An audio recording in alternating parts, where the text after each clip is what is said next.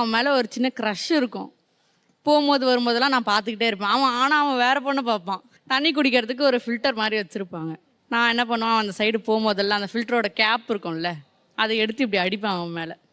அடிச்சுன்னா அவன் மேலே அந்த லைட்டு படும். கண்டுக்கவே மாட்டான். அவன் பாட்டுன்னு போயிடுவான். ஸோ அந்த மாதிரி அவன் போகிற இடம்லாம் நான் தான் பின்னாடி போயிட்டே இருப்பேன். பட் அவன் வேற ஒரு பொண்ணை தான் பார்த்தான். ஸோ அது ஒரு சின்ன க்ரஷ் தான். ஓகே, நீங்க இதை அவருக்கு சொல்லியிருக்கீங்களா முன்னால?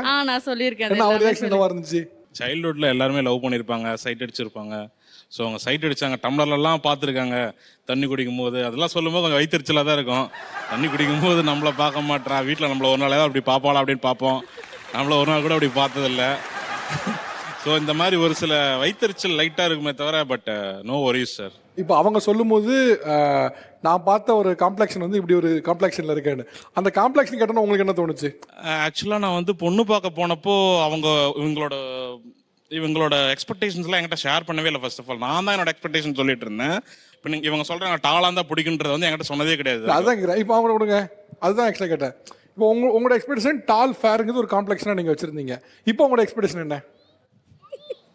இப்போ இவர் தான் எனக்கு ரொம்ப பிடிக்கும். அவ்வளோதான் விஷயம். இதுதான் கேட்டேன். பிகாஸ் எல்லா விஷயத்துலையுமே எனக்கு எனக்கு பிடிக்குமோ அது எல்லாமே இவங்க பண்ணியிருக்காங்க. எதுவும் நான் ஆசைப்பட்ட எந்த விஷயத்துக்குமே அவங்க நோ சொன்னதே கிடையாது. மேரேஜ்